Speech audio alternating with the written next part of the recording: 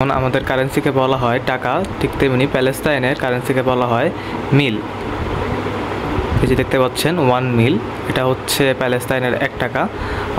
এটা সম্ভবত 1939 সালের, হ্যাঁ এখানে হচ্ছে সালটা মেনশন করে দেওয়া আছে, 1939 সালের একটা কয়েন। এটা তৎকালীন প্যালেস্তাইনের একটা কয়েন এবং এটা খুব রেয়ার, কারণ হচ্ছে এই কয়েনগুলো এখন আর পাওয়া যায় না আগের মতো। কিন্তু অন্যদিকে এটি হচ্ছে বাংলাদেশের গোল্ড কয়েন বা 1 টাকার যে গোল্ড কয়েন ছিল সেগুলোর একটা কয়েন। দেখতে পাচ্ছেন এটা কতটা পরিষ্কার এবং সুন্দর অবস্থায় আছে। এই 1 টাকাটি এখন দেখলে মনে হচ্ছে স্বর্ণের কয়েন, কিন্তু অ্যাকচুয়ালি এটা স্বর্ণের না, সম্ভবত এটা ব্রোঞ্জের, উপরে হচ্ছে গোল্ড কালারের ইলেকট্রোপ্লেটিং করা হয়েছে। কয়েনটা খুবই সুন্দর, কারণ হচ্ছে এরা এখনও নতুনের মতো চকচক করছে, দেখতে পাচ্ছেন।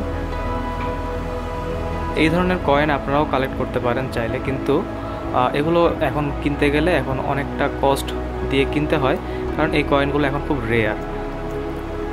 সো এর আগে একটা দেখলাম প্যালেস্তাইনের, ওইটাও খুব রেয়ার।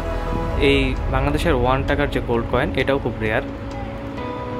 সো এই ধরনের কয়েন যদি আপনারা কালেক্ট করতে চান, আমাদের সাথে যোগাযোগ করতে পারেন। আজকের ভিডিওর মূল বিষয়বস্তু এটাই ছিল, আশা করি আপনাদের ভালো লেগেছে। জানি ভিডিওটা খুব বেশি বড় করতে পারলাম না, কারণ দুটো মাত্র কয়েন নিয়ে বসেছিলাম। চেষ্টা করেছি সম্পূর্ণভাবে দেখানোর। আশা করি আপনাদের ভালো লাগবে এবং এই ধরনের ভিডিও সামনে আরও আসবে। ধন্যবাদ।